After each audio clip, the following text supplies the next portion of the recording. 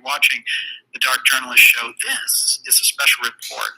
Continuity of Government COG Deep State October Surprise. That's another piece of this, which is they've pulled the October Surprise as part of these deep state operations before. What's the October Surprise this time around, and how is COG involved? We'll answer that for you, too. Good morning, good evening, good afternoon. This is Dreamy Dreamland with Sensei Al Bob, this guy right here. You'll agree out here to tell you a story. We're listening to what's interesting is Dark Journalist. And they're talking about COG, Continuation of Government, an entity that's been around since 1947. Chinese aspect. I found aspects of that invading the Massachusetts government here in Boston. And what do you think? We recently had the governor of New York, of course, one of her top aides is learned to be a Chinese spy. We had Swalwell in Congress sleeping with Fang Fang and all this kind of stuff. And it just seems to go up and, it gets missed. And the very same people who tell you that I've been referencing the whole black pill thing about, don't pay attention to the presidential election. It doesn't matter. Do things on your own. Well, that's all fine and well. I agree. Try to build as much of a new, better system as you can, but you're in the middle of all these things.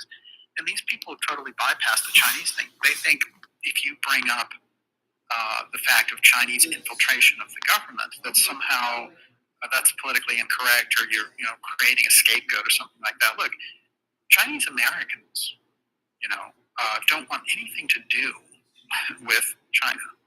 All right, because China is a repressive society.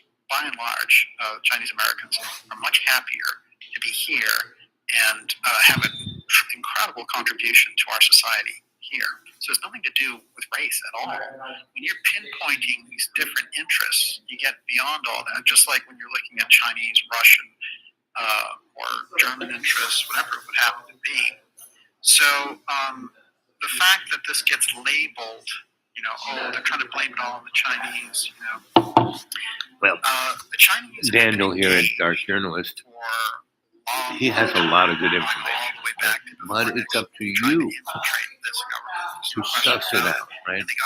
So what did you think about the presidential debate? So many of our companies have been able to grow by going over pretty there with the cheap labor. Kamala And the American consumers had a certain amount of advantages as a result of this. Right? Prices have gone down on things. If you look pretty much, that at a split catalog screen, of TVs and radios and things you from had the her 70s face and and 80s, his you'll find the face, prices are very high and for that period of you time. got to realize And all those prices came down there is no real savior.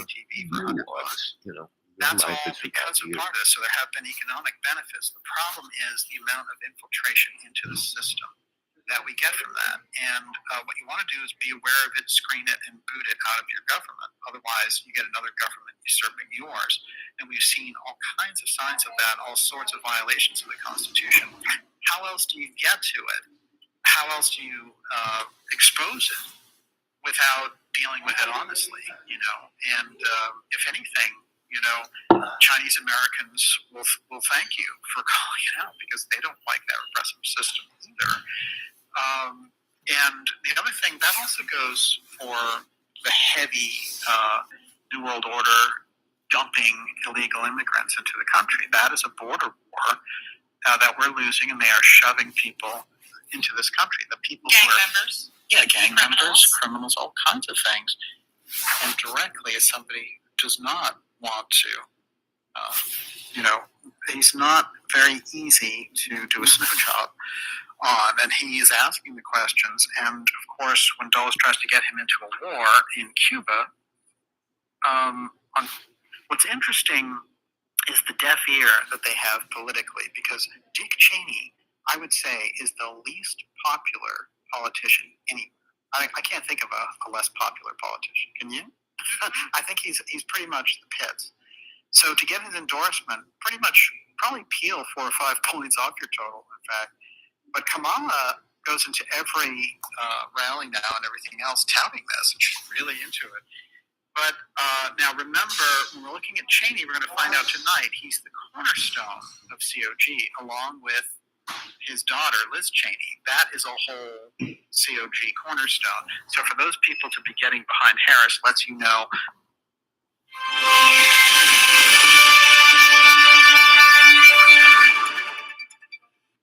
I'm joined now by the former National Security Advisor and United States Ambassador to the UN, Ambassador John Bolton. Sir, it's been a couple of days now since the debate had some time to settle it all in. We've got about 8 weeks to go until you guys head to the polls to choose the next president.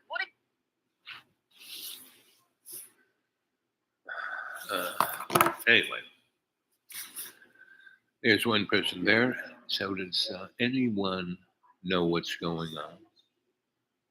So as Daniel was going on about how Dick Cheney saying that he's going to vote for Kamala only means that, that's a continuation of government.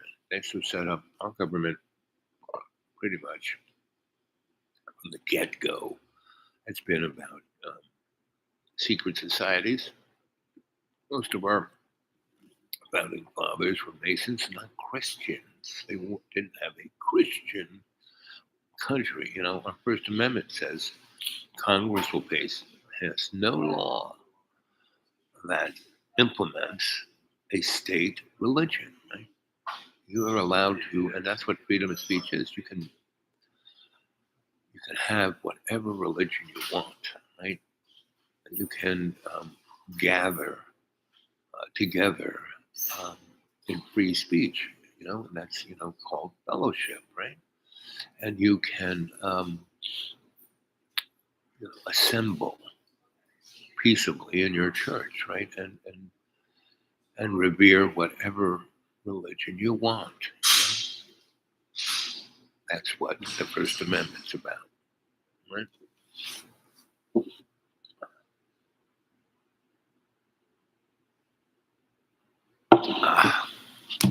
So it's pretty obvious that whoever we get, Donnie, or because Donnie goes, I know nothing about 2025. Well, he's probably right. He probably has no idea about it.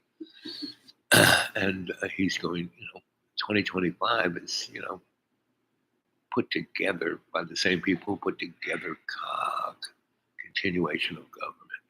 1947, after World War II, the United States was top dog. We had a mammoth military state, a mammoth industrial military state, mammoth banking industrial military state, a mammoth media propaganda state. Just because, Noam Chomsky wrote a book called Manufacturing Consent, very good book, right?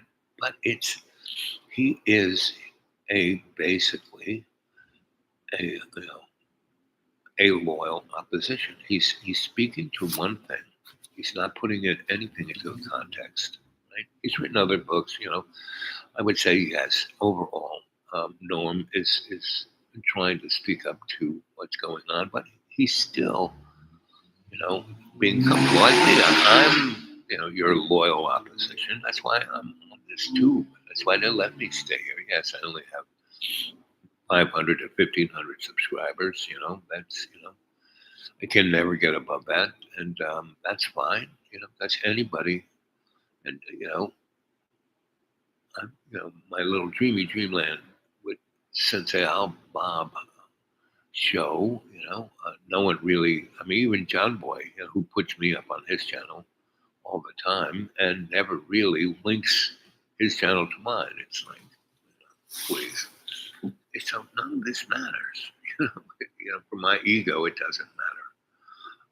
People who see it are the people who see it, right? And that's about 21 to 50 people a show, right? That's more than enough, right? If you get up there,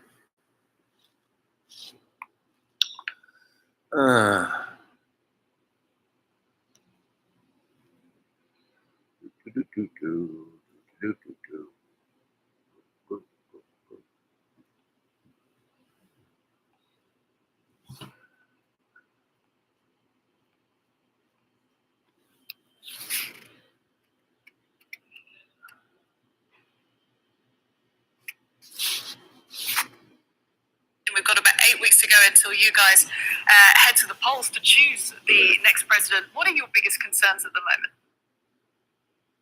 Well, I think internationally, the world is in a very dangerous place, and as the debate on Tuesday showed, there wasn't a lot of discussion about the challenges that the U.S. faces in the Middle East, in Ukraine, in East Asia with China, and not much attention to it, and not much specifics from either of the two candidates. So it's a very, very dangerous world out there, and so far, the guy didn't say anything about the Gaza Strip or Israel, or the worst world event is what's going on in Africa. They're not saying anything about it. More people are dying there. More people are disrupted, thrown out of their homes, their infrastructure destroyed. So it's, and we're already out in space in a big way. They're already mining asteroids. It's like, oh, this guy's crazy. We're mining asteroids. Please, just go and look it up. You have this thing called Google. You can ask it any question. It'll bring stuff up. It's unbelievable. I don't believe it. Just like don't believe anything I say, right?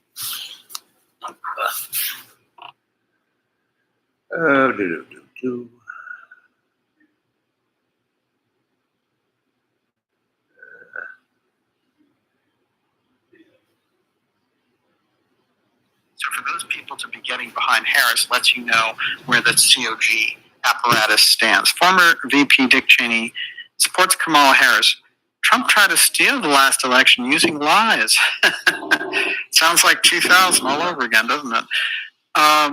Cheney, of course, broke so many laws when he was in office and after the fact. The fact that he didn't get called up on that and escaped, and that, the whole thing that they thought when Obama got in is he might prosecute Cheney. But of course, it never happened. Another kind of what I think will be seen as a crucial moment in this election is Joe Biden putting on the MAGA hat a couple of days ago. This is extraordinary, actually, because it's in a weird way, it's a diss to Harris on one hand, and it's also a strange kind of thumbs up to Trump, who, after all, said, hey, they stole it from Biden by throwing Harris in there. So let me tell you, as someone who's watched elections closely for a number of years, that's very, very unusual activity. And there's another photo of him walking up Air Force One carrying a MAGA hat. This is strange. Make no mistake.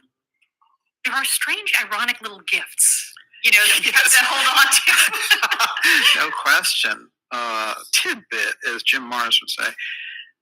All right, here's another one. Liz Cheney says Dick Cheney will vote for Kamala Harris, and she will support Democrat Colin Allred in the Texas Senate race. So it's all Democrats all the time. Here come the Cheneys, COG Cheney, wanting to get Kamala Harris in. The question is why? Why do Republicans hate Trump? And this is where the black pill argument falls apart. That's like, oh, the parties don't matter and all the rest of it. No, the Democrats hate Trump, and the never Trumpers in the Republican Party hate him. You gotta parse through and figure out what's the deal there. Or profiteering. Yes, there's a whole structure here around Trump and his presidency. You have to go back to the first term. You have to go back to the Space Force. You have to go back to the general transparency of Trump. Now, remember, this isn't to say that everything about Trump is hunky-dory. It is to say he is by far a better choice and a more constitutional choice in this election. But I want to get into some of the reasons why now you see this incredible move against Trump, not only, of course, from the Democrats, where you'd expect it. And there's a lot of things that are going on in this election that are just, the normal thing. I noticed there's a lot of people freaking out about Taylor Swift and stuff. Look, none of that stuff is going to mean anything. Of course they're going to get behind the Democrat ticket. And politicians always use celebrities to try to, it doesn't really translate into any votes. Look, I found this. This is from 1984. It's Michael Jackson with Ronald Reagan, okay? This kind of thing's been going on a long time. There's no reason to try to get into the head of Taylor Swift and figure out what deep state faction. She's just a kind of a flunky musician dropped into the rest of all this as an entertainer and getting attention on it. And they've used everyone from Lady Gaga. Now, there's a whole entertainment network that is supposed to create a norm around just loving the Democrats and everything else. Trump is terrible, like Colbert and all that stuff. I see that as much more sinister propaganda, whereas something like the Taylor Swift thing is just flimsy if you get right down to it. All right, now, something very important happened the other day, Miss Olivia, okay? And it was completely missed everywhere. But it had to do with our friend Stepford Biden. Stepford Biden signed notice on the continuation of the national emergency under COG, and this is the White House press release here, September 9th, and it's got Biden's signature on it. I'm going to read it, and then we're going to get into what this represents. Consistent with Section 203D of the National Emergencies Act, 50 U.S.C. 1622D, I am continuing for 1 year the national emergency previously declared on September 14th, 2001.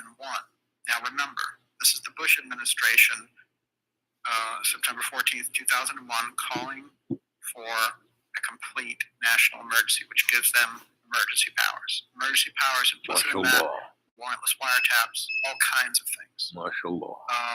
And the proclamation gives them COG power, which is the continuity of government power, which is what do you do in an emergency situation? You have the ability to call in COG. Because the terrorist threat continues, the national emergency declared on September 14th, 2001, the powers and authorities adopted to deal with that emergency must continue in effect beyond September 14th, 2024. Therefore, I'm continuing in effect for an additional year. The national emergency that was declared September 14th, 2001. So you in America, me in America, Miss Olivia in America, we are all under what? We're under September 11th emergency powers based on the terrorist attack that took down the Twin Towers and all the rest of it. And as we know from the many investigations after the fact, that was nothing like what they portrayed it as. It was another one of these deep events, very much like the JFK assassination and other things we've studied here on this program, and put forward the fact that these deep events happen and they come from this other system, and that's a covert system operating outside of the government. They step into the government, they create a policy change, and they step back out, and we're left looking at all the rubble, trying to figure out where the fingerprints are. And September 11th, certainly, which we just had the 23rd anniversary here, when you think about that last Wednesday, and Trump, you'll notice, was at that with Vice President candidate J.D. Vance and Harris and Biden were there. You had Michael Bloomberg right in the middle of them. Now, that's an interesting photo op, though I will say, and I'll get into why as we get along here. I'm continuing, in effect, for an additional year the national emergency that was declared September 14th, 2001 with respect to the terrorist threat. This notice shall be published in the Federal Register and please transmit to Congress. That's the White House. Joseph R. Biden Jr., President, September 9th, 2024. So the September 11th National Emergencies Act gives them all kinds of abilities to act under emergency like we were still under attack.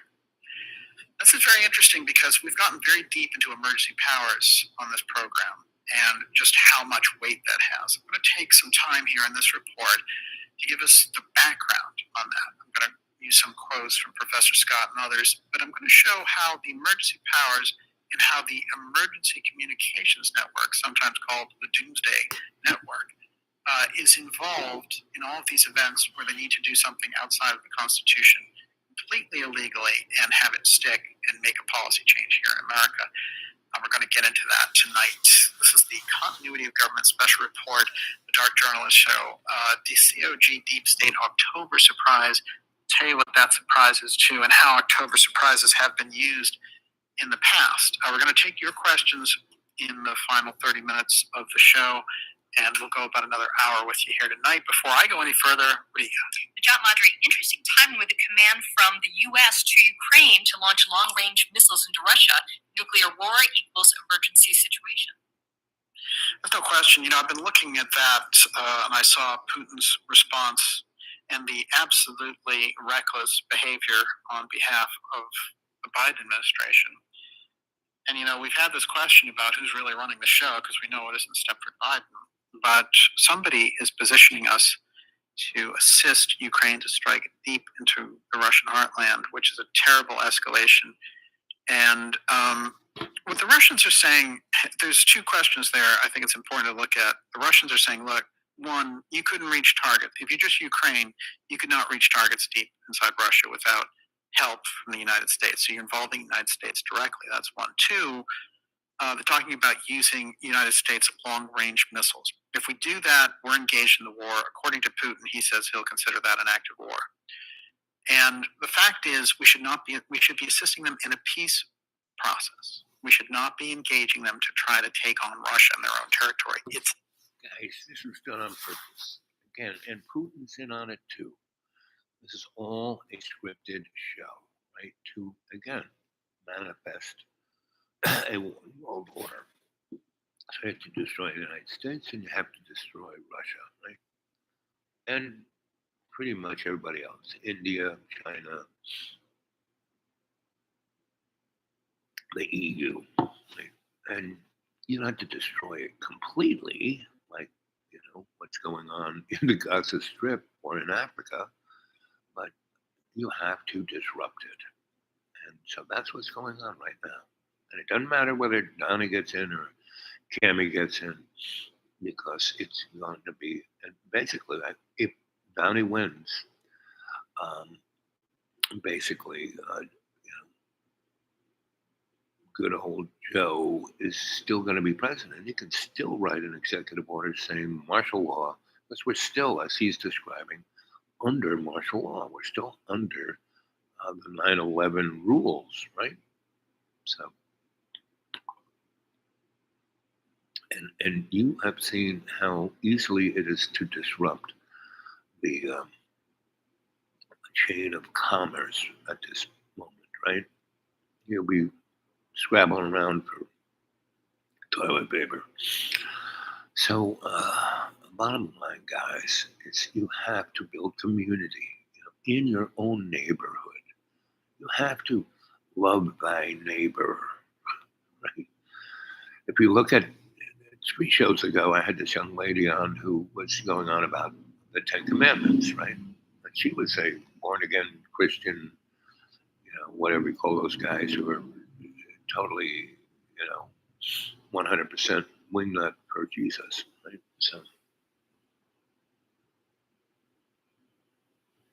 what are you going to do about that, right? The only thing you can do is within your own community come together. So, like out here in the middle of nowhere, this place has been a really tight little community. All these little red schoolhouses, all these churches, and since the COVID, that broke that dynamic. Everyone got shut in their house. The schools got shut down, and then when they reopened, they basically the cockroaches from California and Texas and Florida and Charlotte, North Carolina, and New Jersey and New York have come here because there is no income tax, right? And the real estate taxes are really, you want a good school, just look at the zip code.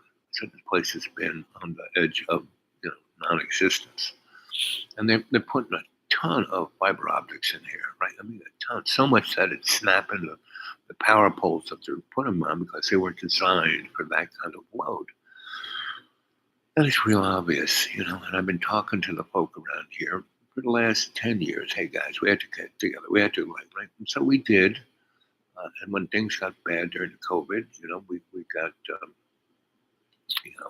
the churches were giving food out to the people who needed it in a very haphazard kind of way. And then 2.5 years ago, we kind of, I got a bunch of ministers having lunch with me, right?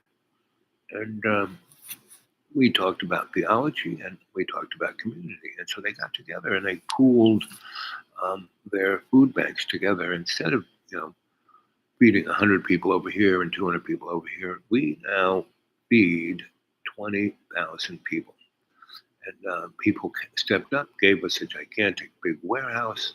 The supermarkets are bringing the food that they normally would throw away to that warehouse, and we're giving it out to everybody, right? So, and not only that, the majority of people who need this food don't have a car, right? And the warehouse is not near even in this county. It's in the next count over. And because I organized it in the 3 counties, and I got people to do it. People who wanted to shine, right?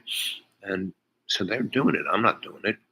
I just had lunch with a few people and suggested this. And when the one thing I did do is they gave us, somebody donated some big trucks, not gigantic tractor trailers, but the next size up box truck, right? And so we fill that up and we go out into the woods where the homeless people are who have no car and give out. That's why we give food to 20,000 people, right? So that was like, wow, right? And and it happened like that. No big deal. No, meetings, blah, blah, blah. And so what is occurring now is that that's being taken down by the cockroaches who have bought off all of the local political structure, and the local political structure, as all local political structure, as is all local political structures, or all political structures in general, corrupt. Sorry, it's what it is, right? So,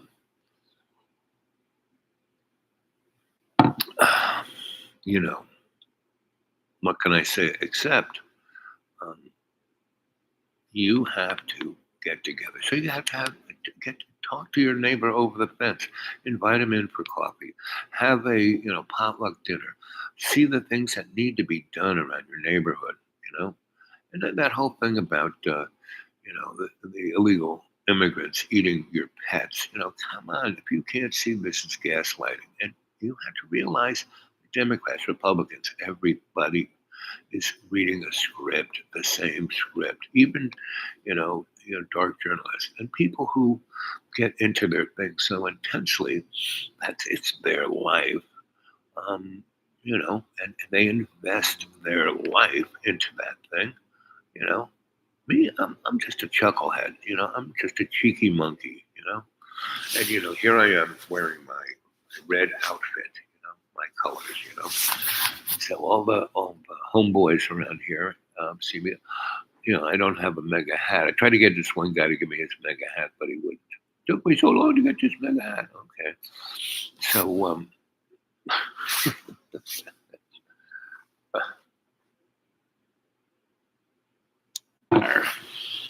baby, Bubba, honey, money.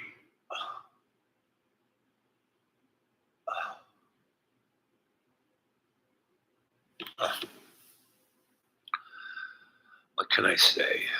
I don't know what to say. It's 10:23. No breakfast, so I might be going. Nobody's here. We need people to talk to, right? The last show we had was quite nice, We had a lot of folks because, I can. Insane. It is complete, irresponsible and inconceivable action. And it's a kind of a nuclear meltdown of the soul, as it were. But these people are facing the fact that come November, they may be out of business. And it's probably only COG that can keep them in power. I have looked and studied over the past 4 weeks at the actual presidential polls, not the flimsy things you see going up and down on ABC News. And they show very substantial odds that President Trump is going to win the election. No kidding. Now, it's not going to be a cakewalk, and it comes down to every last vote. There's no question. But this is a game of electoral votes. There's no question. One of the big things that Trump got, and why everyone should really be paying attention to this, is that Bobby has joined forces. This is dramatic, and this is the thing that needed to happen. Both those sides coming in and getting rid of the Biden-Harris regime. This action of Bobby Kennedy coming on board, and then after Labor Day coming even more strongly on board, talking about MAGA and talking about why President Trump should be in office. This alliance is the core alliance of the 2024 election. Everyone, in my opinion, on the independent media side should get behind this ticket. This thing will lead you to a completely different America. It's not perfect, but these are the people that we need. You couldn't ask for a better duo at this time in history. And, when we look at the alternative of Harris-Walz, you have to ask yourself, especially the people in the media space who are trying to make the perfect to the enemy of the good by saying, well, I don't like so-and-so for Bitcoin or, whatever it happens to be, or for some minor policy that's not the larger picture, you have to ask yourself, especially if you're an influencer and your words and your reports have some impact, aside from your own vote, but how are you going to feel when you wake up on November 5th and, at the end of the day, they announce that Kamala Harris is president? Really ask yourself. And then think about the betrayal to your own audience for that, all because you had some idea of perfection about what a presidential candidate should be, and so had one connection that you didn't like. You've got Bobby Kennedy merged with Trump in this election. Could you ask for anything better than that in this cycle? You could not. And by the way, this is Trump's last term. That's one term to get a number of things right. And then 2028 comes up. Who's in a fantastic position to run as an independent and probably be able to implement a lot more is Bobby Kennedy. So this is a fantastic opportunity. If we go down the slippery slope of losing the election to Harris-Walz, you'll get instant crackdown on speech. Freedom of speech will basically go away. Look what they're doing in England. There were a number of people there in the midst of their own migrant crisis. By the way, they're the snapshot of where we're heading because they did it there first. And what do? They try to criminalize people who are going online and saying, hey, I don't want this, invasion of these migrants. You're flooding our resources. What are you doing? Oh, they're taking those people who've made those comments online, and they're having these little Poindexter cops and legal authorities in the UK prosecuting these people, and then also threatening people over here saying, we're going to extradite you. It's not going to happen, Poindexter, but it's how these little Nazis think. So we're going to have to get real about that. That's what you're going to face with Harris-Walz. This is not it doesn't matter, and, don't worry about the presidential race. It's all a reality show. You just, think about how to help your local councilman or something. Look, local political work is great, but you have a political body, and the president is the head. He is the titular head of the entire thing. It's an incredibly powerful position, and you need the president, and you need the president to get it right. So if you don't have that, and you're, spreading out this thing and giving people this kind of black cloud that, it doesn't matter who you vote for, none of that stuff matters, it's actually incredibly irresponsible. I can't tell you how irresponsible it is in this race after seeing what the plans are for this group on the Democrat side and what they want to implement. I cannot stress enough that under the circumstances, the Trump-Bobby alliance is a miracle that America needs. And those guys, if they fall, it's going to be hell to pay in America. I can tell you that right now. Everyone, you're watching the Dark Journalist show. COG, we're going to get into COG now. This is the Deep State October Surprise Special Report. And before I go any further, this is Olivia, you're up. Sacred Force says, DJ, do you feel there are two COG teams at work, like a Nazi banker, WEF, UN aligned one, and a Space Force, Naval Intelligence, U.S. military one? Well, I think the COG group is dominated by a kind of a lineage that goes back to some explosion over the UFO file in the 1940s. Now, I'm going to get into that, because I have a whole little piece on Thomas Mantell. And of course, Dr. Farrell did some very interesting research about Thomas Mantell and the whole incident. And he, of course, was the pilot who went down after chasing a UFO. What I found in the reports is that before he lost contact, he was describing that he could see what looked like humanoids inside of the ship that he was tracking.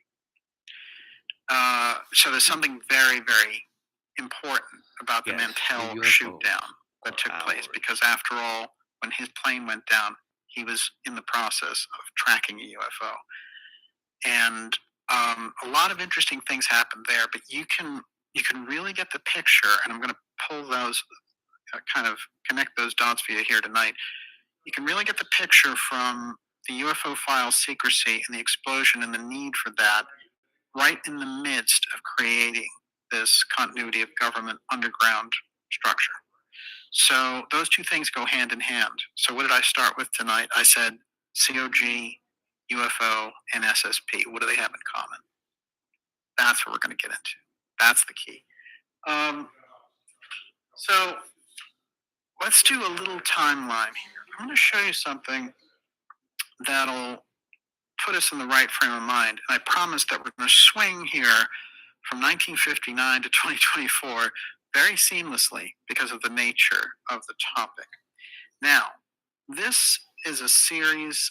It is actually President Eisenhower's schedule from 1959 going into 1960.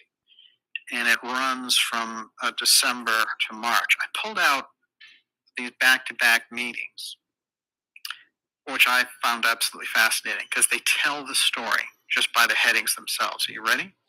December 10th, 1959. Eisenhower meeting. Antarctica, intercontinental ballistic missiles. December 16th. Continuity of government. COG, nuclear defense, export controls. January 12th. USSR, space policy. January 14th. Cuba, Dominican Republic, classification, Iraq. January 21st, defense policy, now we're into 1960. February 4th, 1960, arms control, Cyprus. February 18th, scientific military assistance, Italy. March 10th, Cuba, Libya. March 17th, Cuba, West Indies. March 24th, nuclear weapons, nuclear testing, Cuba, Iraq. If you can clearly see there, the connection in the topics at the top are very important, because what they show is that the same meetings that we're taking on Antarctica and ICBMs are also talking continuity of government. Antarctica is in that discussion. That's very important. Keep that in mind. After all, it is under Eisenhower and his great programs for creating the highway system in the United States that we get the ability to do all the underground bunkers, all the development for COG. However, the system and the communication system and the groups operating there start to really become a force in the 1950s. And they're able, by the time President Kennedy is assassinated, to be heavily participating in that. And so they have formed a kind of a parallel covert government against the overt public government.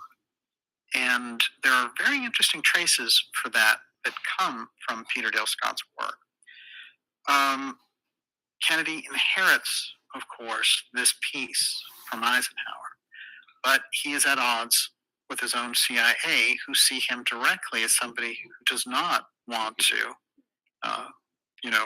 he's not very easy to do a snow job on, and he is asking the questions. And of course, when Dulles tries to get him into a war in Cuba, on two occasions, but in particular during the Bay of Pigs, that gives him the ability. And as the conversation goes, he calls up Alan Dulles and has him come in, and he says, if this were the UK, I'd have to go, but this is the United States of America, and you have to go. And that whole apparatus that had built so much up World War II, the Nazi underground pacts, all the different things that they had done, is getting thrown out, ostensibly, by the Kennedy administration. So, along with Dulles, they're taking Richard Bissell, deeply connected to the UFO file, Charles Cabell, his deputy at the CIA, whose brother plays a very major role in the Kennedy assassination as the mayor, who will help set up the route and be in the motorcade. What's interesting to me is the COG personnel involved, and this is what intrigued me so much about Professor Scott's work in the first place, which is that when he was studying COG, he felt like he didn't have a lot of resources to go on. And he over and over again says, we actually don't know very much about COG, do we? And there's a complete lack of oversight on the congressional side because of the hyper secrecy around. And the great excuse, of course, over and over again is national security. Well, it's very interesting because in the process of setting all this up, there's a character that shows up. There's two characters in the Kennedy assassination that show up that are directly connected to this apparatus of COG. And then as Scott went along, of course, he found the COG people also connected deeply. John Dean in Watergate, Iran-Contra, Oliver North, George Bush. It seemed like these people over and over again had this connection to this emergency planning piece. So that got his attention. And that's what's so fascinating about it. Touching down in Pennsylvania Friday, Vice President Kamala Harris courted voters in counties former President Trump won in the past. 3 days ago, Donald Trump and I had our debate. Pointing to his performance in Tuesday's debate. No plan on how he would address the needs of the American people. Trump hasn't committed to another debate, speaking to reporters Friday. I did great with the debates, and I think they've answered everything. But maybe if I got in the right mood, I don't know. Trump campaigned in Nevada, again touting his promise to cut taxes on tips, and now overtime. Harris has promised a similar no taxes on tips policy. The candidates are also both promising boosts to the child tax credit. Trump promising a $5,000 per child yearly credit, while Harris proposes a $3,000 to $3,600 credit and up to $6,000 for newborns. Trump's credit would go to all families regardless of income, while Harris would limit it to low and middle income families, making it refundable, meaning it would be paid out to parents who don't pay taxes.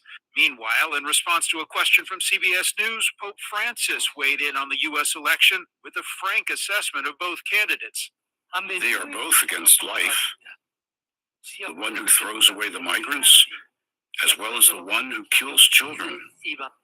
Who is the lesser of two evils? That lady or that gentleman? I don't know. About 52 million Catholics live in the U.S. Bradley Blackburn, CBS News, New York. The lesser of two evils. So for those people to be getting behind Harris lets you know where the COG apparatus stands. Former VP Dick Cheney supports Kamala Harris. Trump tried to steal the last election using lies. Sounds like 2000 all over again, doesn't it? Cheney, of course, broke so many laws when he was in office and after the fact that he didn't get called up on that and escaped, and that, you know, the whole thing that they thought when Obama got in is he might prosecute Cheney, but of course it never happened. Another kind of what I think will be seen as a crucial moment in this election is Joe Biden putting on the MAGA hat a couple of days ago. This is extraordinary, actually, because it's in a weird way, it's a diss to Harris on one hand, and it's also a strange kind of thumbs up to Trump, who, after all, said, hey, they stole it from Biden by throwing Harris in there. So let me tell you, as someone who's watched elections closely for a number of years, that's very, very unusual activity. And there's another photo of him walking up Air Force One carrying a MAGA hat. This is strange. Make no mistake. Today, there are a lot of important updates from the Kursk direction. Here, in a critical turning point, Ukrainian forces finally managed to escalate the pressure in the Kursk region to such an extent that the Russians were forced to sacrifice their Pokrovsk offensive and redeploy their most critical reserves to the north. By disrupting the biggest Russian offensive operation, on which Russians staked everything, the Ukrainian Kursk offensive proved to be a strategic success. In the Koronevo area, Ukrainian forces significantly outnumbered the Russian defenders of the town and its surroundings. As the Russians lost substantial territory on the northern and southern flanks, Koronevo faced an imminent threat of encirclement. Russian forces anticipated Ukrainian attacks from Snagorsk and Krasnoktyabrsky to the south, as well as from the railway embankment to the north, where the Ukrainians held strong positions that could serve as a base for further assaults. As a result, the Russian command has been gradually redeploying troops to bolster their defenses in Kursk, forces initially intended to support the offensive in Pokrovsk. This shift is crucial because drawing Russian forces away from Pokrovsk was the primary Ukrainian strategic objective and the aim of the Kursk offensive. Consequently, the Russian command sought to avoid deploying reserves from Pokrovsk at all costs. They redeployed troops from various parts of the front line, including Chasiv Yar. There is a critical development happening in the war in Ukraine involving some of the most important weapons in the theater. The systems in question are the American-made ATACMS and British-made Storm Shadow missiles, and the decision will have some wide-ranging implications, including everything from what is happening with Ukraine's Kursk offensive in Russia to the big nuclear question. So, today, we will cover the major news development, what exactly those weapons are, why it has taken so long for Ukraine to have access to them, and how valuable they will be across 4 major use cases: stopping Russian glide bomb attacks, creating a buffer zone and generally harming Russian logistics, supporting the Kursk offensive, and attacking the Crimean Bridge. But let's start with what is actually happening. Over the past week, the United States had a series of meetings with the United Kingdom, both at the executive level and inside of their cabinets. On the latter front, Secretary of State Antony Blinken and Foreign Secretary David Lammy took a trip to Ukraine. It was the first joint visit to another country in a decade, with the ultimate point being a meeting with President Zelensky regarding the general long-term war strategy against Russia. You can tell how much it matters because of how much of an investment it required. All travel to Ukraine must be done via a train that departs from Poland. Here they are boarding it Tuesday night, and once on, they had plenty of time for a conversation, 10 hours in fact, before finally arriving in Kyiv the next morning. Then they had a bunch of meetings and another 10-hour train ride just to get back to Poland. Can't say that I'm jealous, unlike Biden, who is intrinsically amused by just being on a train. Anyway, much of the speculation about this trip and the meeting between the leaders in Washington a few days later was that they were really just finalizing the rules regarding the use of ATACMS and Storm Shadow missiles on Russian territory, and whether the United States would unlock all of the weapons or just approve the British models.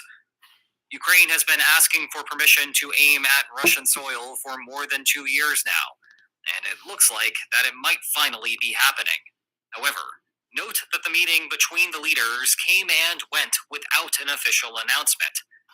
And though the prevailing consensus is that something will be announced separately in the near future, the most that we have now is this alert, not weapons flying over. It seems that part of the ministerial visit was to ascertain what targets Ukraine had in mind to hit. Being in the middle of the situation means that Ukraine is paying closer attention to those things than anyone else, so the extra information was helpful when it was relayed to the executives afterward. But whether they formulated a plan at that point, or merely concepts of a plan to arm Ukraine, remains unclear. Okay, so the next natural question to ask is, what are these ATACMS and Storm Shadow missiles? I want to keep this section short because I did a much deeper dive on the subject way back in May 2023, which I suppose speaks volumes about how drawn out of a process this has been. The important points are that ATACMS are the longer-range firing option that HIMARS launchers can use, featuring a range of 300 kilometers or 186 miles. Meanwhile, the export version of Storm Shadow is a rough British equivalent, except that it gets fired from a plane, has a slightly shorter range of 250 kilometers or 155 miles, and carries a heavier warhead. Their main military purposes are similar to what the standard Gimler's missiles do when loaded up in a HIMARS launcher. Step 1 is to find a stationary target of high value, and Step 2 is to liquidate the target. Though the aforementioned differences make ATACMS better suited for basic ground targets, while Storm Shadow is better at hitting hardened targets. In any case, Ukraine has access to both already, and has used them to hit things like roads and bridges to limit Russian movement, supply depots to eliminate Russian arms and force resupply missions to take longer paths, and to outright hit Russian tanks, ships, planes, and helicopters. But that comes with one major caveat. Ukraine is mostly limited to hitting targets on internationally recognized Ukrainian soil. And indeed, Kyiv has dutifully complied with that restriction, not wanting to risk. Okay. So you get the picture. And they're only covering very limited events within the context of this New World Order, which has been around since Babylon and Mesopotamia. If you read Joseph P. Farrell, all his books, and he is very prolific. He has written a zillion books, especially about the dynamic of the Nazis and the Nazis' infiltration through Operation Paperclip into the United States. And if you watch Dr. Strangelove, you will that movie. I mean, that guy who was the director starts with a K. He nearly, never made another movie after that. But I mean, he did because he was so good, right? So go watch. What's that guy's name? Starts with a K. Dr. Strangelove, Lolita. Paths of Glory about First World War. Kirk Douglas was in it. Full Metal Jacket about Marines being trained during the Vietnam War and how it made them all psychopaths, sociopath killers. What other, Here's Johnny, whatever, that movie about the guy staying in the hotel, like it's Stephen King book, and 2001, right? And Behind Closed Eyes, or whatever that thing was, with Tom Cruise and Kidman, about the New World Order and AI, and those two movies didn't come out. They were shot. He's the only director. Oh, what's that guy's name? Starts with a K. He's the only guy who has final cut, meaning the movie you see in the movie theater is his movie, not the movie that was cut by the executives, right? So that's anyway. I digress. And there's nobody here. We've been almost an hour. What time is it? It's still 10:48. So I think I may just go home and make breakfast. So anyway, this show really only works when you guys are part of the conversation. Let's see.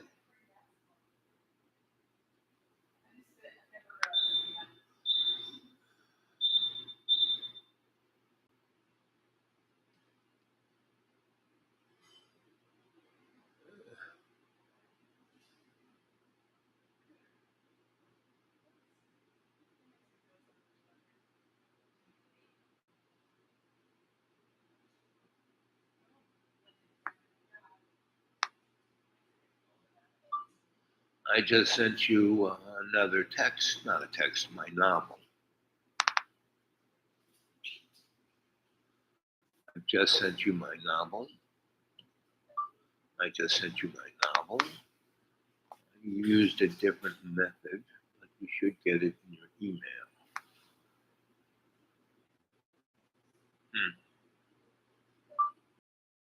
Did you get my novel? I just sent it to you in a new way.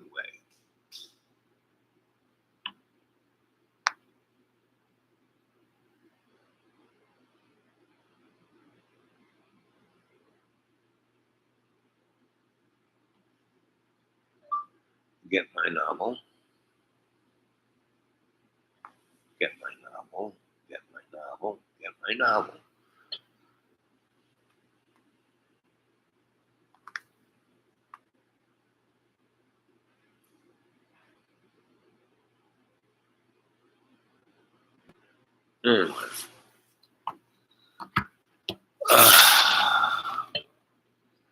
Oh, ba-do-boo-boo.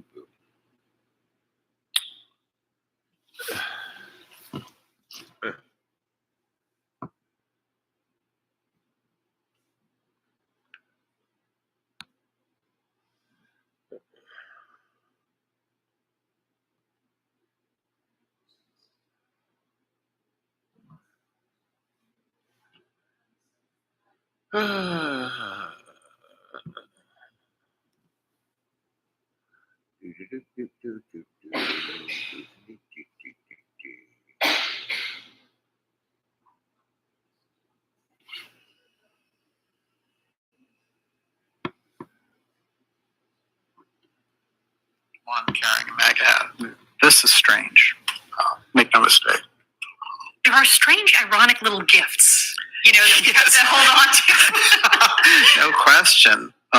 Tidbit, as Jim Morris would say.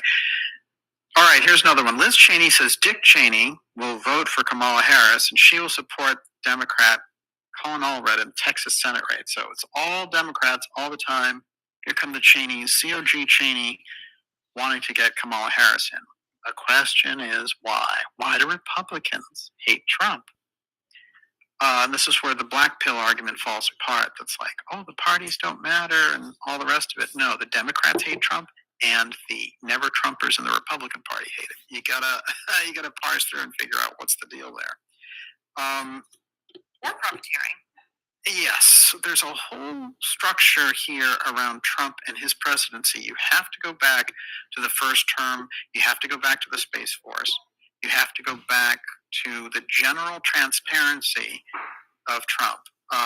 Now, remember, this isn't to say that everything Trump is hunky-dory. It is to say he is by far a better choice and a more constitutional choice in this election. But I want to get into some of the reasons why now you see this incredible move against Trump, not only, of course, from the Democrats we'd expected, and there's a lot of things that are going on in this election that are just, the normal thing. I noticed there's a lot of people freaking out about Taylor Swift and stuff. Look, none of that stuff is going to mean anything. Of course they're going to get behind the Democrat ticket. And politicians always use celebrities to try to, it doesn't really translate into any votes. Look, I found this. This is from 1984. It's Michael Jackson with Ronald Reagan, okay? This kind of thing's been going on a long time. There's no reason to try to get into the head of Taylor Swift and figure out what deep state faction. She's just, kind of a flunky musician dropped into the rest of all this as an entertainer and getting attention. Crackdown on speech. Freedom of speech will basically go away. Look what they're doing in England. There were a number of people there in the midst of their own migrant crisis. By the way, they're the snapshot of where we're heading because they did it there first. And what did? They try to criminalize people who are going online and saying, hey, I don't want this, invasion of these migrants. You're flooding our resources. What are you doing? Oh, they're taking those people who've made those comments online, and they're having these little Poindexter cops and legal authorities in the UK prosecute Dexter. But it's how these little Nazis think. So we're going to have to get real about that. That's what you're going to face with Harris Walz. This is not it doesn't matter, and don't worry about the presidential race. It's all a reality. At the end, important. Because what they show is that the same meetings that we're taking on Antarctica and ICBMs are also talking continuity of government. Antarctica is in that discussion. That's very important. Keep that in mind. After all, it is under Eisenhower and his great programs for creating the highway system in the United States that we get the ability to do all the underground bunkers, all the development for COG. However, the system and the communication system and the groups operating there start to really become a force in the 1950s. And they're able, by the time President Kennedy is assassinated, to be heavily participating in that. And so they have formed a kind of a parallel covert government against the overt public government. And there are very interesting traces for that come from Peter Dale Scott's work.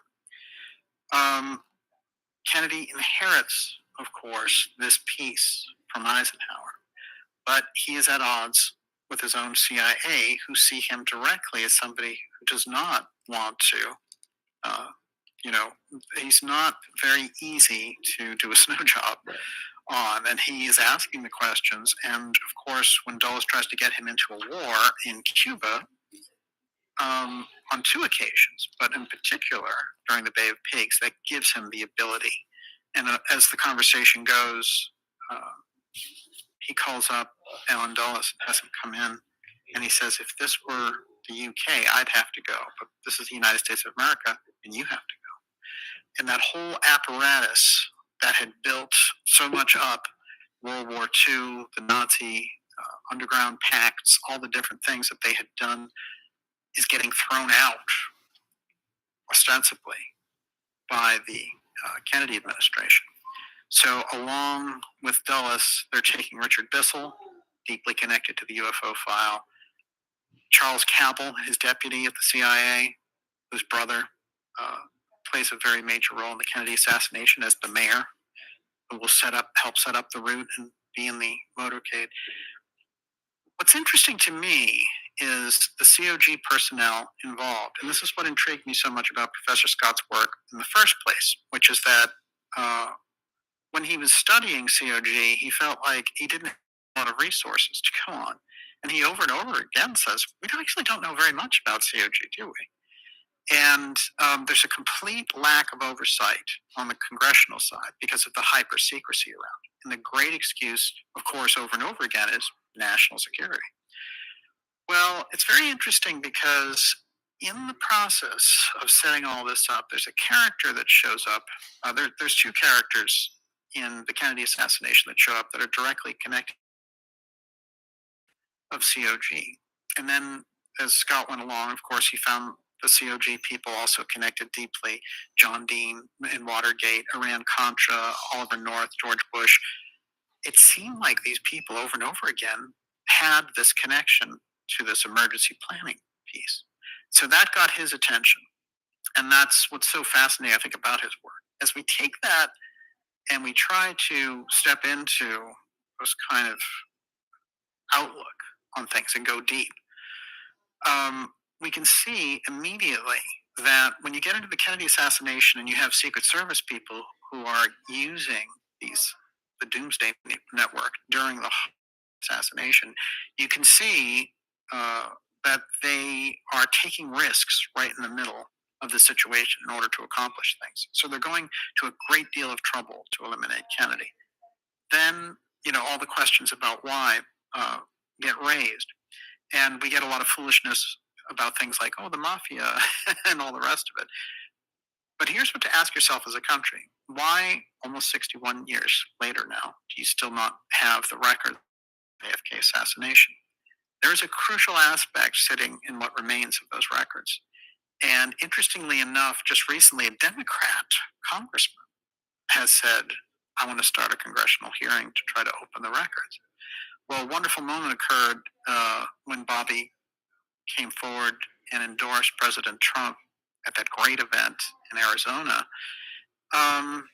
They both got together and stood there, and President Trump pledged to release the rest of the Kennedy assassination files, which he was heavily prevented from doing in his first term. This is crucial, and it's going to come into a major piece of what we're looking at here tonight, because there were aspects involved in the Kennedy assassination that show up directly related to COG, and one of them is a character named Jack Crichton.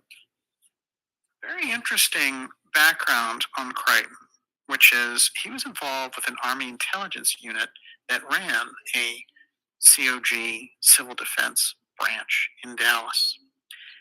He was such a key factor, and he was such a well-known sort of CEO of an oil company in Dallas and everything else, that he was called upon by authorities to get the translator for Marina Oswald so she could spill her guts about Lee.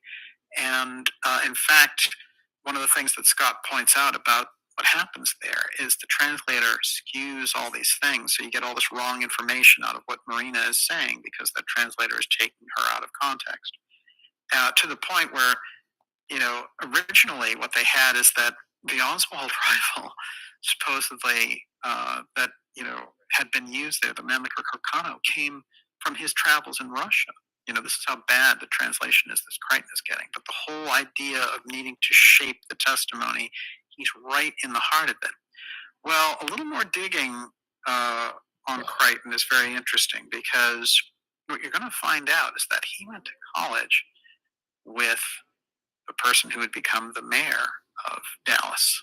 And that whole piece about the Dallas mayor being the brother of Charles Cabell, and then also going to school with Crichton, is quite fascinating. And it's George de Mohrenschildt who works for Crichton. So we have a whole piece there directly connecting the key players in the assassination to the continuity of government group. I'm going to read just a little bit about Crichton here, directly from a lecture from Professor Scott called Common Denominator for Structural Deep Events, Project Doomsday and COG, which is a crucial lecture if you can get it. I believe they include it as chapter 12 in American Deep State, which is an excellent book. Harder to get, by the way. I saw a copy now for $135, but I think you can get it cheaper. And I remember when it first came out, I was talking to the professor, and I was telling him none of the bookstores up here are carrying it. And we were calling the bookstores, getting them to make sure it was stocked. A couple of quick things here about Crichton, and then we're going to do a little leapfrogging through some COJ personnel. How does that sound? Okay. Everyone, you're watching the Dark Journalist Show. COG, Deep State October Surprise. The October Surprise is particularly interesting in this case. Okay, from Scott. The doomsday planning can be traced back to 1963, when Jack Crichton, head of the 488th Army Intelligence Reserve Unit of Dallas, was part of it in his capacity as Chief of Intelligence for Dallas Civil Defense. Remember Kennedy's, which worked out of an underground emergency operating center. Because it was intended for continuity of government operations during an attack, the center was fully equipped with communications equipment. A speech given at the dedication of the center in 1961 supplies further details. This is like a branch of COG that's sitting in this kind of civil planning in Dallas. The Emergency Operating Center in Dallas is part of the national plan to link federal, state, and local government agencies in a communications network from which rescue operations can be directed in time of local or national emergency. It's a vital part of the national, state, and local operational survival plan. Crichton, in other words, was also part of what became known in the 1980s as the Doomsday Project. Like James McCord, the Watergate burglar, is also part of COG. Oliver North, Donald Rumsfeld, Dick Cheney after him. In 1988, the aim of the Doomsday Project was significantly enlarged, no longer to prepare for just an atomic attack, but now to plan for the effective suspension of the American Constitution in the face of any emergency. The Russians have hacked our voting machines. The UFO threat is upon us. Lou Elizondo is on CBS News telling us about a UFO threat. And I have a few things to say about old Lou tonight as well, the kind of fake CIA UFO threat promoter who now they're rolling out for the 50th time another disaster in the making, but that Chris Mellon money is just flowing into the space baby, and so they keep it going. It is clear from the Office of Emergency Preparedness that it supplies a common denominator for key personnel in virtually all of the structural events: Watergate, Iran-Contra, 9/11, etc. In addition to the individuals discussed here, the OEP itself was involved in generating these events, but I believe that the alternative communications network housed first in the OEP, Office of Emergency Preparedness, and then later part of Project 908, played a significant role in at least three of the major deep events: JFK assassination, Iran-Contra, and 9/11. It's easiest to show in the case of 9/11 when it is conceded that the continuity of government plans of the Doomsday Project were implemented by Cheney on 9/11. Well, who just gave Kamala Harris her great big endorsement? Dick Cheney and his spawn there, Liz Cheney. They're both behind her all the way, hanging out in their weird bunker in Wyoming, right? And Wyoming's a lovely state. It's too bad the Cheneys have to be there. But this is very interesting because when you see the reach of COG, and you see that it's a missing link in history, on dramatically, even on the best researchers, missing this crucial element. And sometimes, you see in different networks people getting caught up with different things, and they'll say, well, Epstein, he's controlled by Mossad spies, and they're getting sex blackmail and all the rest of it. This is a whole corridor of thing that's going on in one place over here for influence. The reach of COG is so much deeper than a flunky like Epstein. It was very deep, but the reach of COG is much bigger in significance to any of these types of characters. As a matter of fact, I would think that a character like Maxwell, Ghislaine Maxwell, is on such a level so far above Epstein that this is where the perception goes off when people are looking at different things. And I think something goes on also in alternative media where the salacious thing gets thrown out there hardcore, and it gets distracting in a sense. And there's a lot to be learned about the Epstein networks. Of course, there's a lot about Epstein in the Hot Zone, as well as we've learned in this program. But what I want to point out, the reason I'm bringing that up is Hot Zone is the depth of the reach of COG and how it operates is quite interesting, because it's a super secret program, very much like the UFO file. What was it that we got from Robert Sarbarker, the top physicist who worked with the UFO file? He said publicly that the UFO file was listed in secrecy higher than nuclear weapons. So when you're preparing COG, then you're preparing originally for a nuclear exchange and all the rest of it. Part of COG planning must be also in relation to the UFO file. There's no way to get around it. So you're dealing here with levels and corridors of secrecy that are so far beyond our public life that it's very hard for us to get a handle on it, thinking-wise. However, it's crucial that we do, because two things happened last year which changed the dynamic on this. One of them was that the current, at the time, the then current leader of NORAD, Northcom, COG combatant commander, Van Herk, came forward during all the shoot down of the balloons and all the rest of it, and talked about them shooting down UFOs. So you didn't have Biden having that conversation. You didn't have Defense Secretary Lloyd Austin. You'd think that would be his place. No. They had the COG commander talking about this. It put things in a different realm.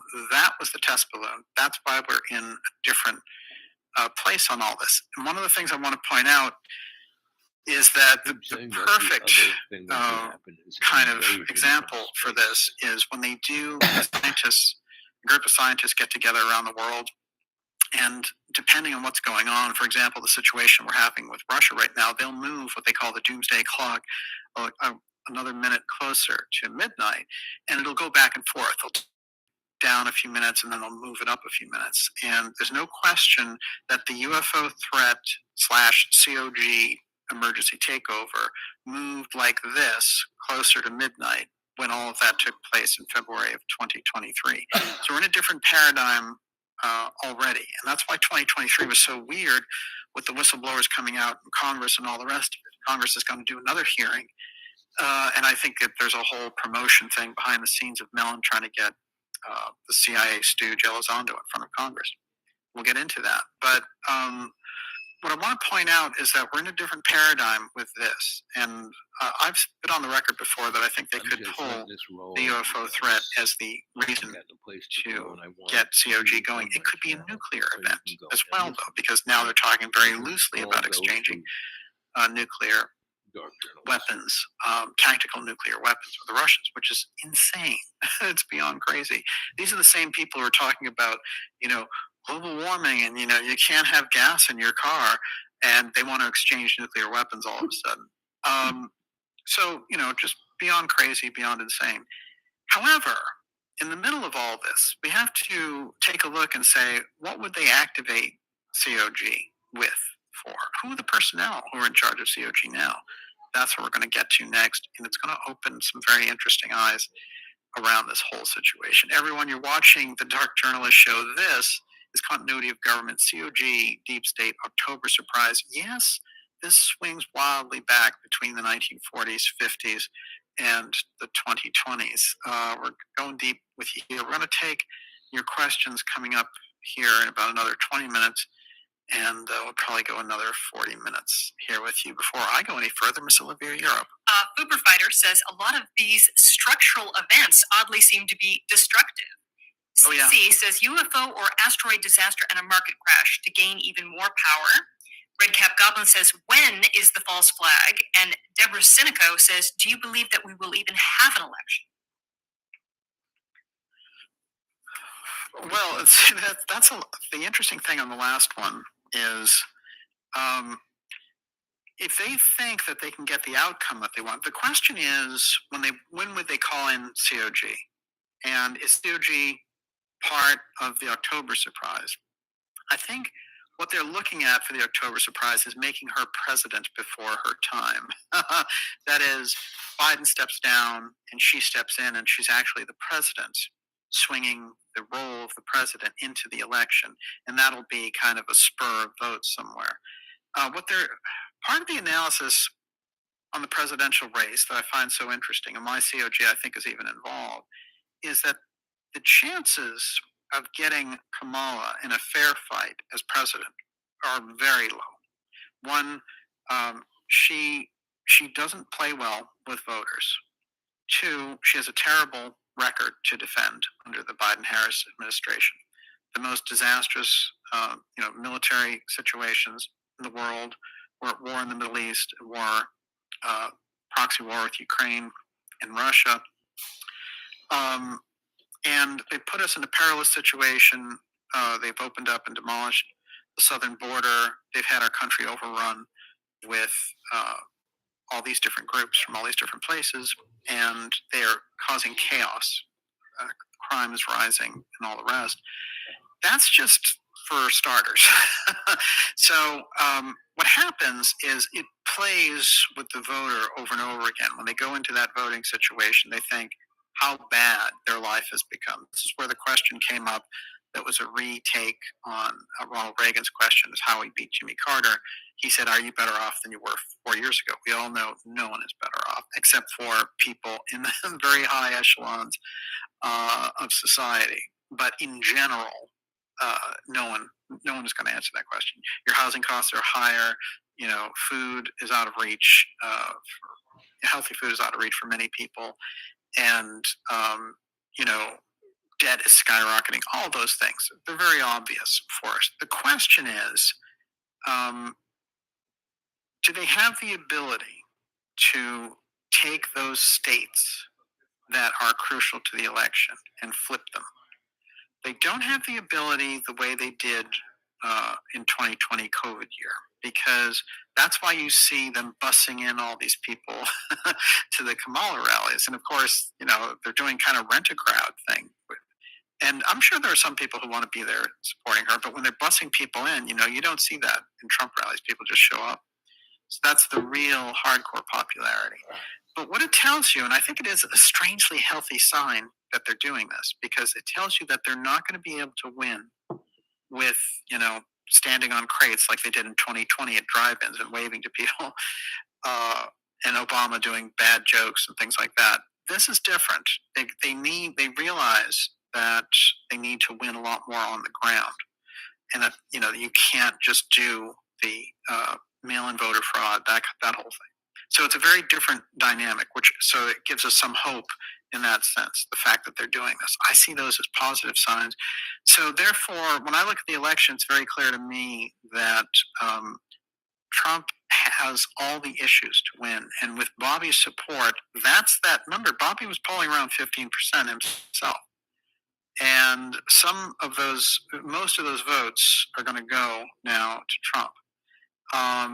So what we're looking at, that alliance is going to be the crucial key to the 2024 election. There's no question in my mind. And people who are going after Bobby and after his Bitcoin stance, they're so wrongheaded. This is such a terrible time to do it, that they really need to check themselves, because it's insane. Bobby is about the best person dealing not only with COVID, but working against corporations and working against a lot of the corruption that's come out of all the Monsantos and all the rest of it. So you have a fantastic leader there who's in league with Trump, and Trump seeing his value. So that is the kind of network that you need. So we're in a fantastic position in that sense. So the question is October surprise. Well, if they make her president, it gives them that much more of an advantage. They already have the presidency, of course, through Biden, but making her the first female president, they feel will spike the female vote and all the rest of it. That's where the October surprise could come in on a lateral political level. The COG aspect, in my opinion, would more likely be triggered in that president-elect period between November 5th and January 20th. Everyone, you're watching the Dark Journalist Show. This is Continuity of Government COG, Deep State October Surprise. I want to remind you, before we go any further here, to go to darkjournalist.com and to sign up for our newsletter. That's a free newsletter. Keeps us in touch with each other through the ridiculous censorship. And, I love the social media networks. We do everything we can on YouTube. And it's a fantastic platform for reaching everybody. But they incredibly censor the results here, and they don't tell people about the shows. No one gets notifications. There's a lot of problems there. The best way to get around it, the direct pipeline of that newsletter, and it lets you know about the incredible documentaries we have coming up for you. Exciting interviews, guests that will blow your mind, X-Series episodes, some of the best X-Series episodes coming up, documentaries. It's all there. Stand up and be counted. Go to darkjournalist.com and sign up for that free newsletter. And before I go any further, Miss Olivia, you're up. David Romina, DJ, Biden not only put on that MAGA hat, but he also said, quote, "I'm an old guy. I can't remember my name." Seems like they may spring the switcheroo really soon. Well, it's pretty interesting.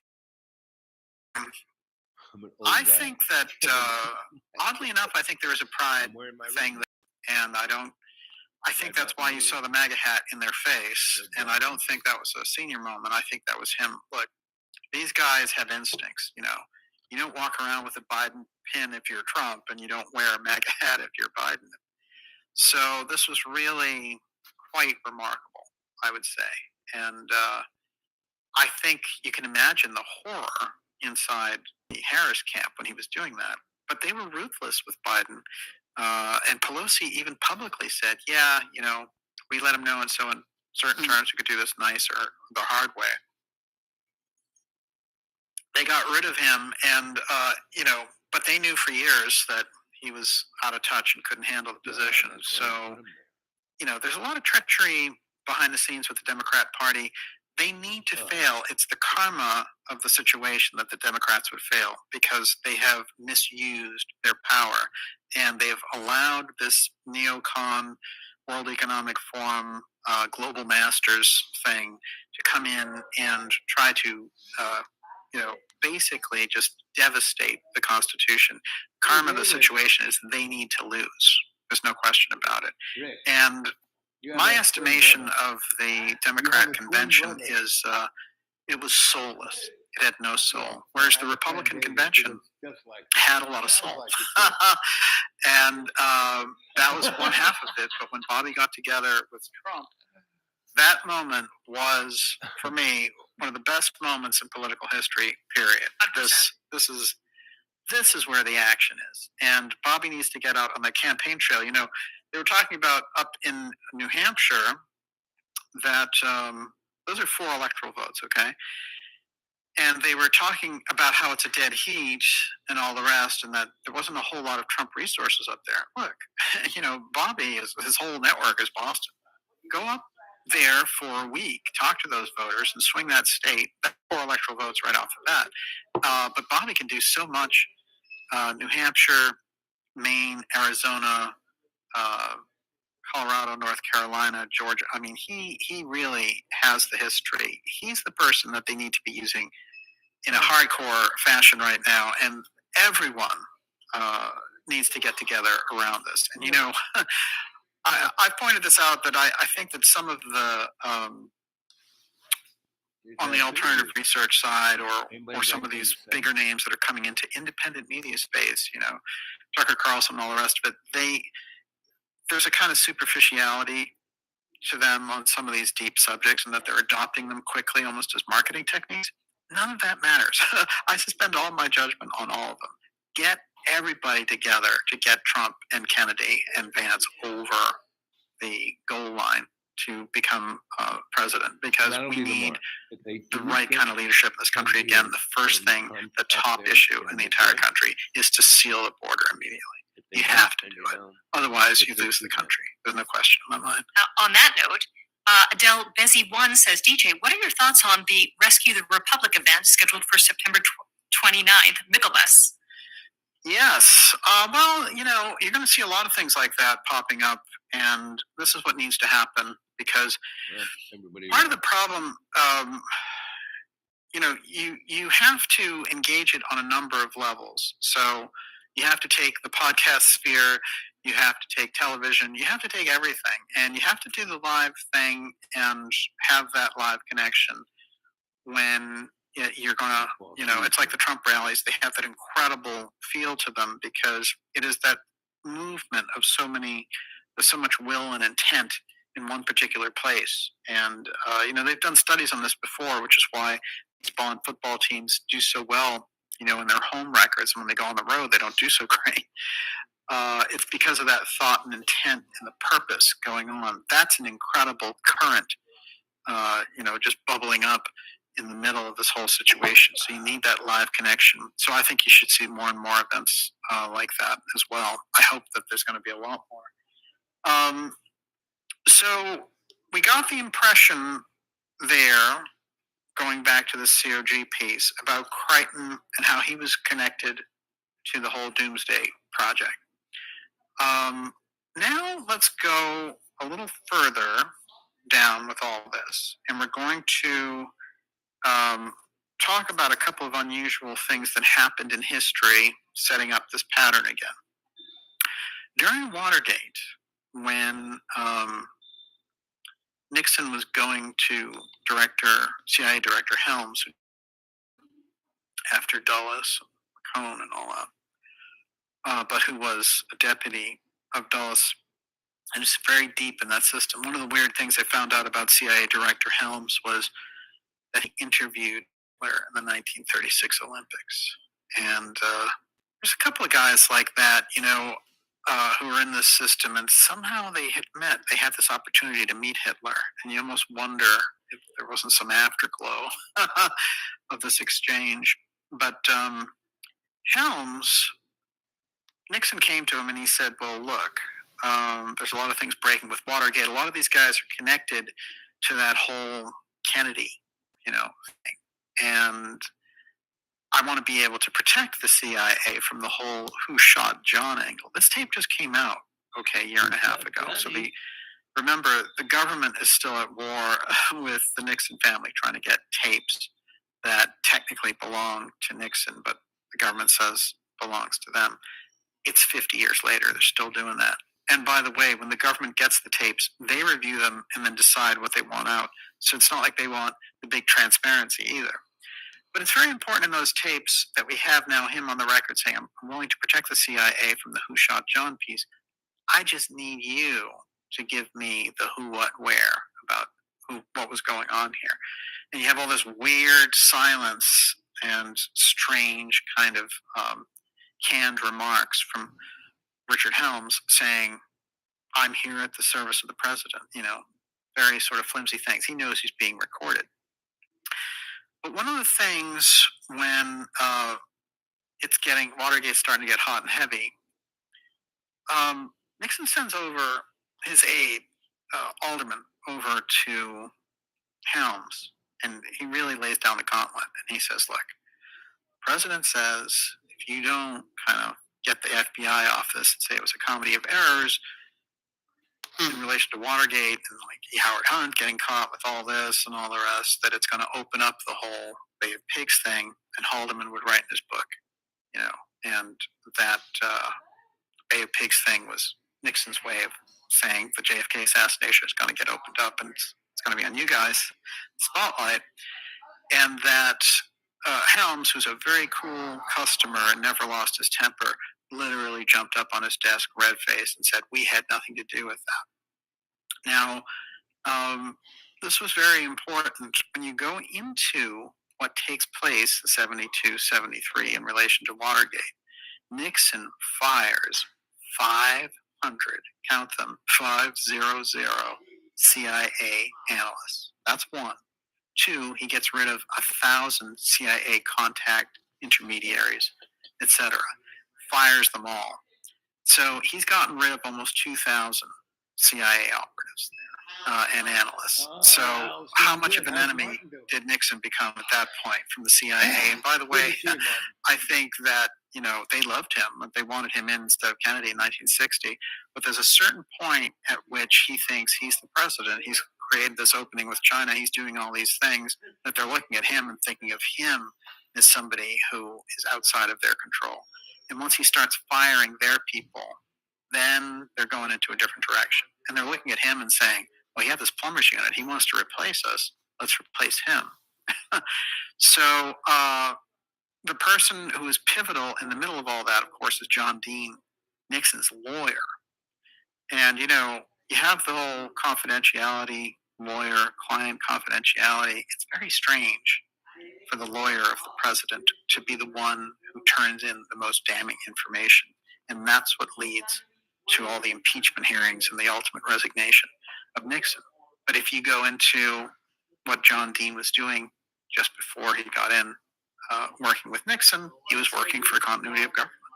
So these players have a way of showing up in history over and over again, coming directly out of this ultra-secret underground government network. Now, the existence of the government network, we don't have to guess at. It's on the record. And it hit such a crescendo in 2020 because they were planning to use COG to get rid of Trump that they started to openly talk about it. And it was quite fascinating. For me, look, first of all, I've been reading Professor Scott since I was in college, right? Let me tell you, no one ever talked about COG except for Professor Scott. And there was nobody to kind of chat with about it. It just was not an issue. So there were things that would happen when you reviewed history. You'd see things like Ollie North in his testimony when he'd be talking and he mentioned continuity of government, and they'd all freak out and say, you can't mention that in congressional session. What are you doing? So it was a real hot button thing. There weren't news stories about it. Suddenly in 2020, hey, meet the COG commander, and Nancy Pelosi saying, hey, I got briefed by continuity of government today. So it was getting very, very strange. And it came to certain conclusions that they actually attempted, instead of doing the election rigging, that they attempted through COG to remove Trump during the COVID scare when he got COVID himself. And this was a period that as soon as it happened and the election goes down, right afterwards, Trump starts firing everybody in sight. It's a very crucial key thing. And during the end of his presidency, he goes in and he's changing many of the emergency rules. This is interesting, and it only gets deeper from there. I want to read a couple of things in relation to this, and then we'll go to your questions, and then we'll wrap it up. Okay. Everyone, you're watching the Dark Journalist Show. This is Continuity of Government, COG Deep State, October surprise. I just want to wrap one thing on the Nixon side before we get into the rest of this, which is what Professor Scott had to say about him in relation to this. He said about McCord, James McCord, who was one of the Watergate burglars, who had just come out of COG, been hired for this plumber's unit where they would go around plugging leaks for the Nixon administration and doing illegal things like breaking into Daniel Ellsberg's psychologist's office and things like that. McCord's participation in an emergency planning system dealing with telecommunications suggests a common denominator in the backgrounds of almost all the deep events we're considering. Oliver North, the Reagan-Bush emergency program's point man on Iran-Contra, was also involved in this planning. He had access to the nation's top secret doomsday communications network. The doomsday network is going to become very important because it is a way to communicate and do all these things, but there's no trace. Even NSA can't trace the call because the emergency network is that secret. North's network, known as Flashboard, excluded other bureaucrats with opposing viewpoints and had its own special worldwide anti-terrorist computer network by which members could communicate exclusively with each other in their collaboration abroad. 51 Flashboard was used by North and his superiors for extremely sensitive operations which had to be concealed. But this doomsday planning can be traced back all the way to 1963 through the figure of Jack Crichton. So just to keep that loop going about how we have McCord and Dean connected with this big event of Watergate, and then you instantly have that overlap with Crichton being part of COG along with Winston Lawson using the COG Doomsday Network during the assassination. COG shows up in all of these crucial events and causes some kind of a policy change. And let's just consider, for example, all the policy changes from JFK and 9/11, just briefly. We just had the 9/11 anniversary. After all, the JFK anniversary is coming up. What do you think happened in terms of policy changing after Kennedy was assassinated? Well, certainly the Vietnam War, instead of removing what little soldiers that we had there at the time, which Kennedy had planned to have them all out in 1964, instead we got this incredible escalation in a war that dragged on and ruined the fabric of American society, introduced a huge drug culture, all kinds of things. And in relation to NASA and other things, all those programs went very, very secret. The next thing that we have to consider is the whole piece about the moon and how that was going to be a joint mission with the Soviets and all the rest. So the whole thaw in the Cold War, all these different policy changes, Kennedy's vision of freedom, all that gets derailed and wiped off the board, and the Dulles team is back in charge. When you go to 9/11, what did we get out of that? Well, first of all, 260,000 strong Homeland Security, including the TSA, which has been known to, in a very unconstitutional fashion, be searching and surveilling everybody. You get this incredibly anti-constitutional apparatus: the Patriot Act, wireless wiretapping, warrants, and all the rest. So this is a big problem from a constitutional point of view. You lose the constitutionality of the country. Then the emergency planning. What you lose in September 11th is we're under the September 11th emergency. That allows for the activation of continuity of government. This is the nature that of the problem that we're still under, because, as I told you, Biden just signed the continuation of the September 11th emergency 3 days ago. So, historically, you're looking at 23 years there. You're still under that same emergency. It's quite fascinating. During the Nixon administration, they went, and someone in that administration was going through the different things from the Korean War, and they found out, oh, it's weird. None of the presidents, or nobody ever told them, or the intelligence apparatus, or the Joint Chiefs, they left the Korean War emergency going. So all these strange things could still be going on in the background in a completely clandestine fashion.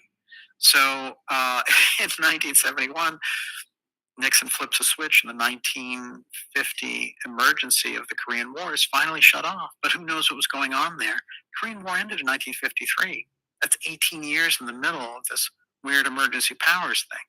So you can see where drug running, money laundering, all these types of things are much easier to happen. It's a much easier thing to accomplish if you have these emergency powers in place. Nobody even knew that the Korean War was still, the emergency powers were still going at that point. Yes, Miss Olivia, what do you got?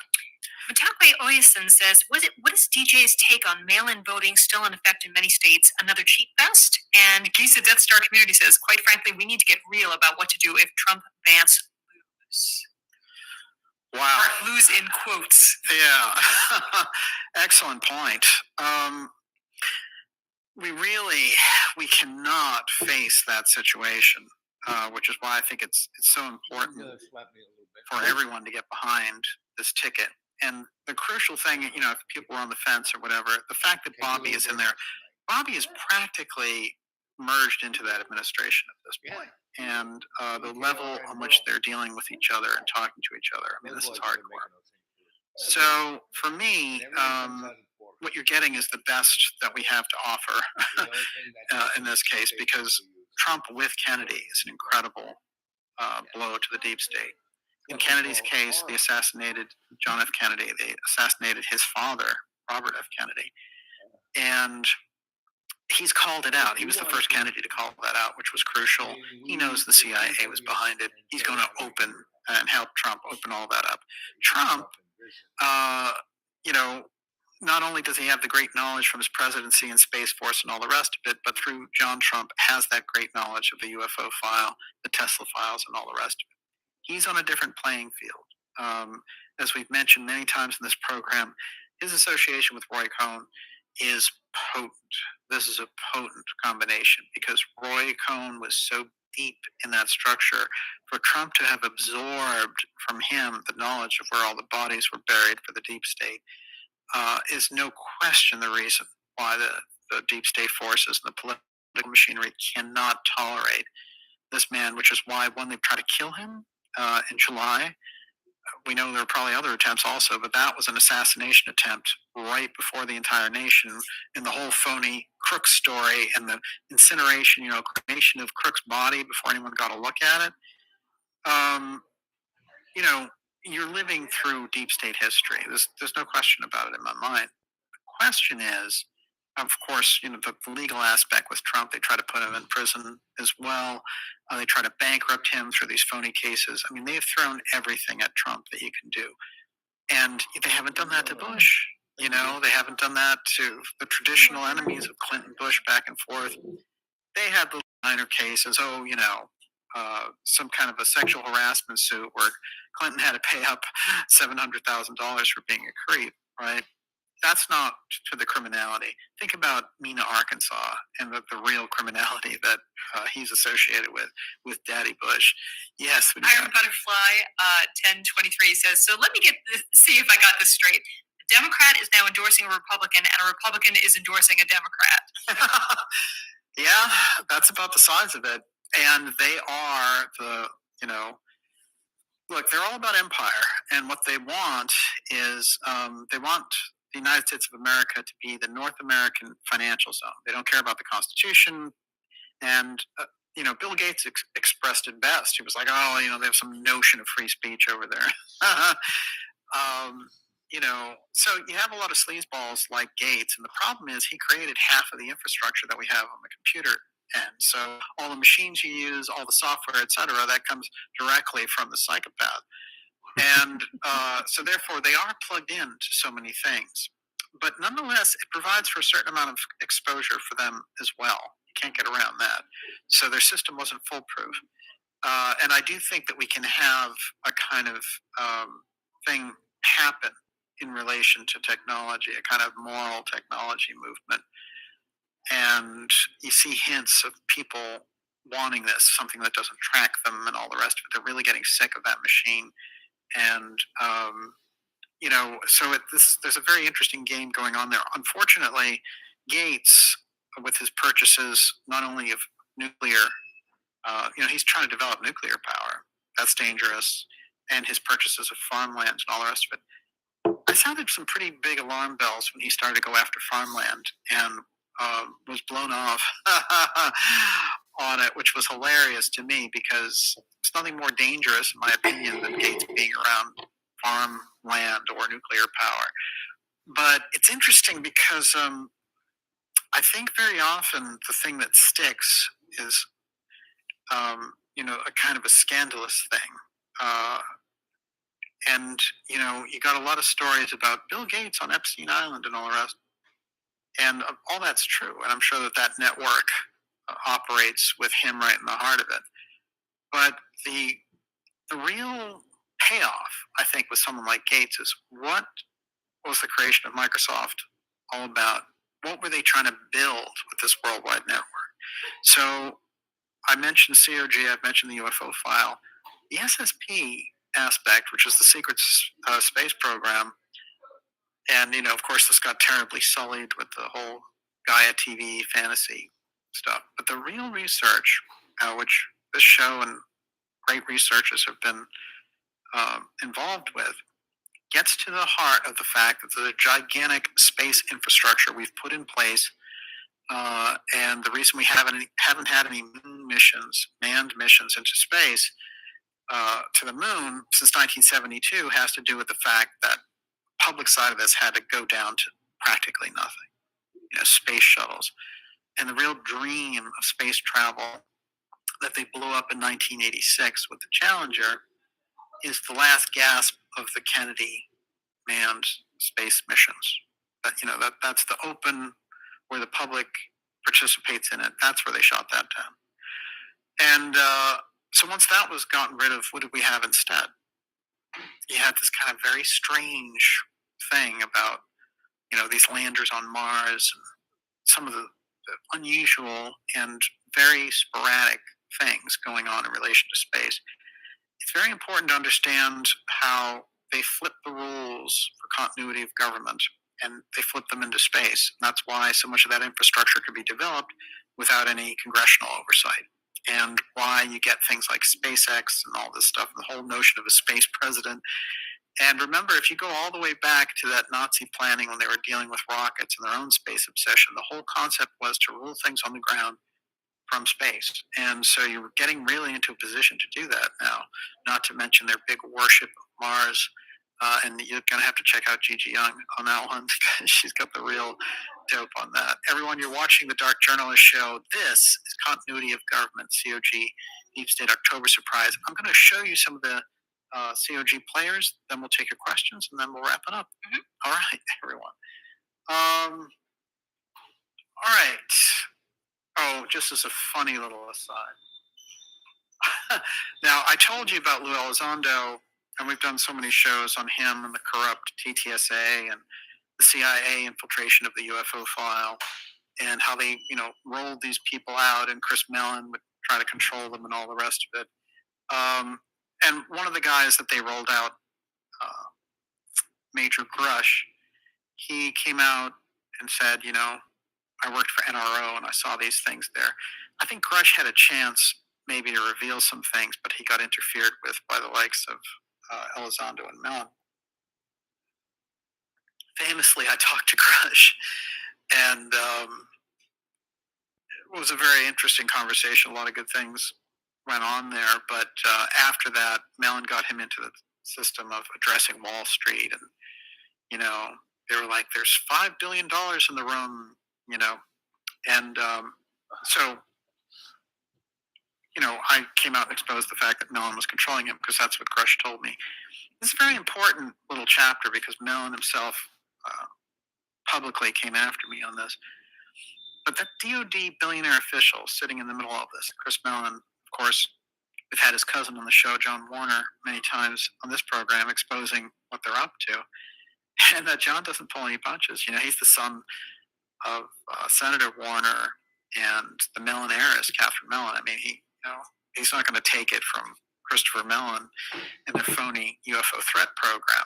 But that whole setup of Chris Mellon and Elizondo and Tom DeLonge, all that stuff that they recycled over and over again, trying to pull off this false UFO threat piece, is very important time-wise, because you have to remember that in 2016 they thought they were getting Hillary Clinton, and when Trump got in there, it upset their false UFO revelation plan.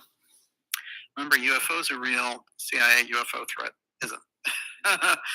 and Okay, I think that's enough. Anyone have anything to say before I go?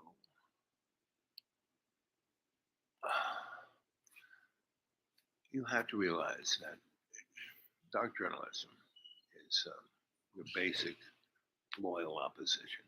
You know, he's putting out this story, right? Which is fine. I mean, you should listen to the story. You should listen to every story, right? And, you know, that's why I'm a griot. I tell stories. Don't believe a word I say, right? So all of that you just heard, there's a lot of good information in there. But the motif of, like, you know, that Kennedy and Trump or the white hats coming to save us, not really. I mean, look at the 4 years we had with Donald.